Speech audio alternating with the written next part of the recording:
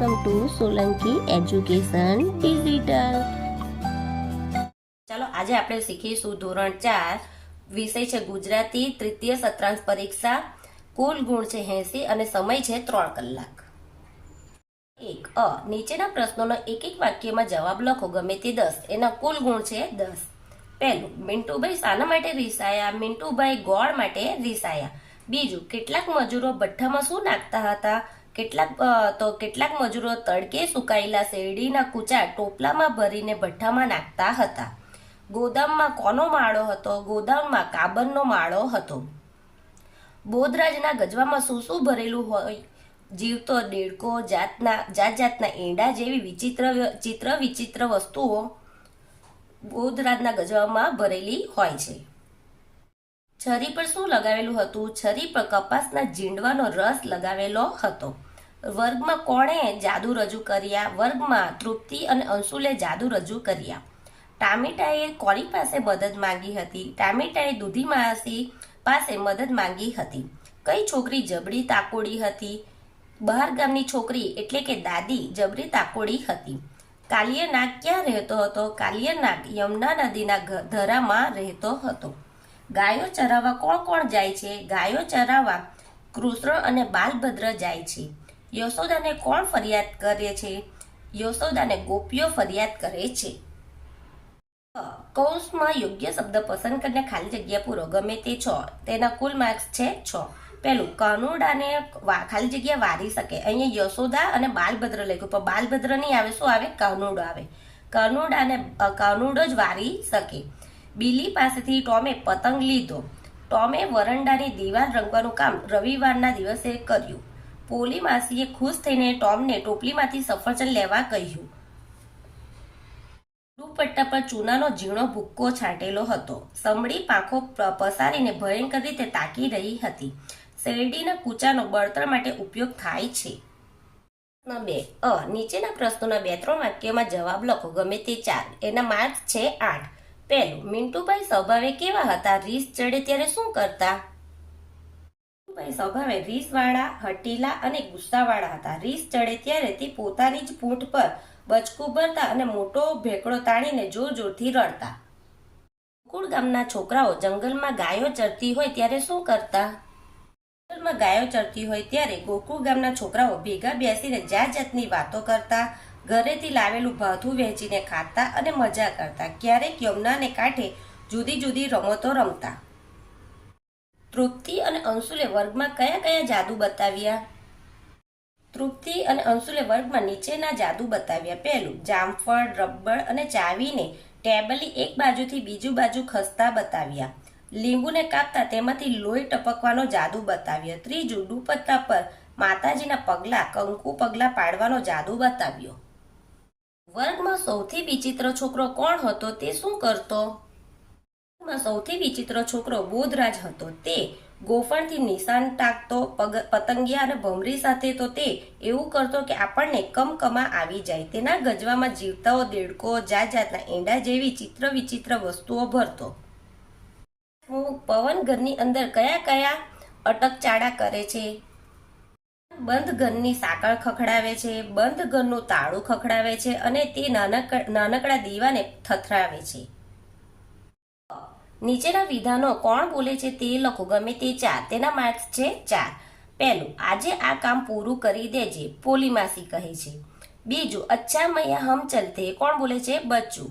ત્રીજું, માતાજી મારી રક્ષા કરજો, કોણ બોલે છે? કમુ. ચોથું, એના મા બાપ હમણાં ક્યાં ગયા હશે? કોણ કહે છે? બોધરાજ. રામજી બાપા, આને કઈ સમજાવો નહીં, કોણ બોલે છે? મંછી બહેન. નીચે આપેલા કારીગરોના નામ લખો, ગમે તે 4.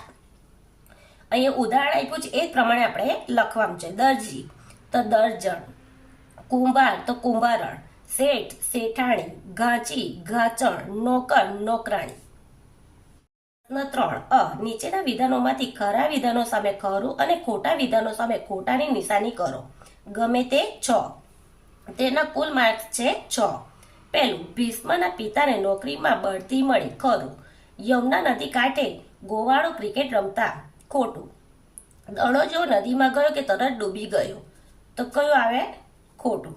દાદીમાએ મારેલો દડો દાદાને વાગેલો, ખરું. વર્ગમાં ભીષ્મ વિચિત્ર છોકરો હતો, ખોટું. મિન્ટુ મંચી બહેનનો દીકરો હતો, ખરું. કૌંસમાં આપેલા શબ્દોની મદદથી વાક્ય પૂર્ણ કરો, ગમે તે 4. એના માર્ક્સ છે 4. હજુ તો છોડ નાનો છે, એકાદ મહિના પછી એને ફૂલ આવશે. યશોદા માતા કહે, સાંજે કૃષ્ણ આવશે ત્યારે એને સમજાવીશ. ગોવાળોએ આજે ગિલ્લી દંડો રમવાનું નક્કી કર્યું હતું, પણ પછી અગર પાટો રમ્યા. બાલભદ્રએ ઘણી રાહ જોઈ, પરંતુ કૃષ્ણ ન આવ્યા. નીચેના શબ્દનું એક વસ્તુ, વ્યક્તિ અને સમૂહમાં વર્ગીકરણ કરો. અહીંયા જે આપ્યું છે એનો એક વસ્તુ વ્યક્તિમાં આવશે શિક્ષક, સૈનિક, ડોલ, અને સમૂહમાં આવશે ટોળું, લશ્કર અને ઢગલો. હતા, છે કે હશે વડે ખાલી જગ્યા પૂરો, ગમે તે 3. અત્યારે રમેશ ક્રિકેટ રમે છે. મારા કાકા આવતીકાલે મુંબઈ હશે. ગઈકાલે વિદ્યાર્થીઓ વર્ગમાં હતા.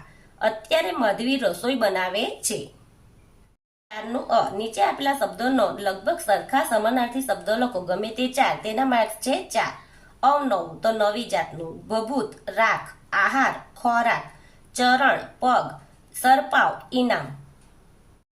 સાચી જોડણીવાળો શબ્દ શોધીને લખો, ગમે તે 4. તેના માર્ક્સ છે 4. તો કયું આવશે? આ ચીપિયો આવશે. વિલાપ કે વિલાપ, તો કયું આવે? વિલાપ. દાતરડું, ફરિયાદ અને ટોપલી. યોગ્ય શબ્દ મૂકી ખાલી જગ્યા પૂરો, ગમે તે 4. કુલ માર્ક્સ છે 4. સાંજે હું મેદાનમાં હોઉં અથવા નદી કિનારે ફરતો હોઉં. મારે પણ દાદીની જેમ રમવામાં એક્કો બનવું છે.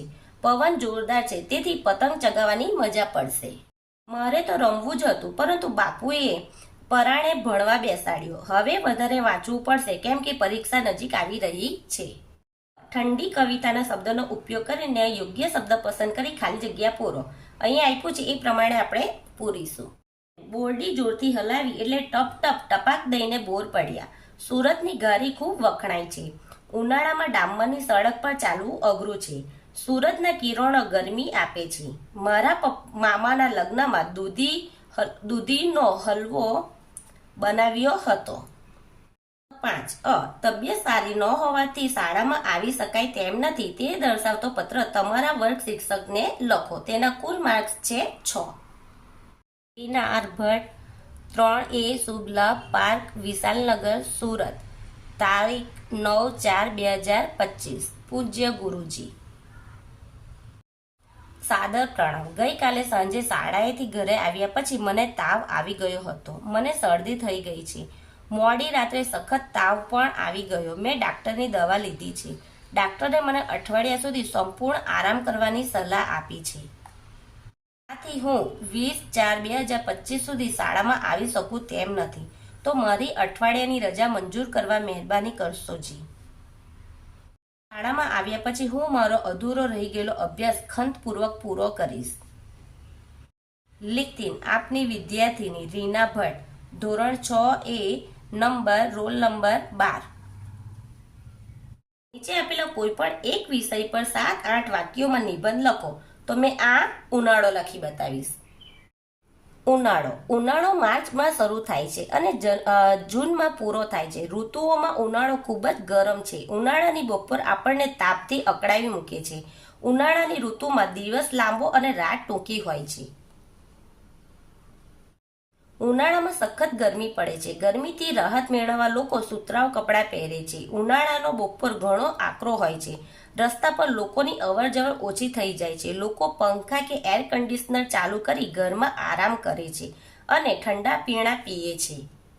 પંખીઓ માળામાં ભરાઈ રહે છે. પશુઓ ઝાડની છાયામાં આરામ કરે છે. ઉનાળામાં કેટલાક લોકો હવા ખાવાના સ્થળે ફરવા જાય છે. શાળાઓમાં પણ વેકેશન હોય છે. ઉનાળામાં કેરી અને ફાલસા ખાવાની મજા આવે છે. આમ ઉનાળો સૌથી ગરમ ઋતુ છે. નીચે આપેલી કાવ્ય પંક્તિ પૂર્ણ કરો. બમ બમ ભોલા. આના પરથી આપણે કાવ્ય લખીશું. બમ ભોલા અલખ નિરંજન, હું છું ખાખી બાવો. ભિક્ષા માટે આવ્યો મૈયા, ચપટી આંટો લાવો. રસોઈ એવી કસી ખપે ના, નહીં મીઠાઈ માવો. જો તમને આ વિડીયો ગમે તો મારા વિડીયોને લાઈક કરજો, શેર કરજો, સબસ્ક્રાઈબ કરજો. Thank you.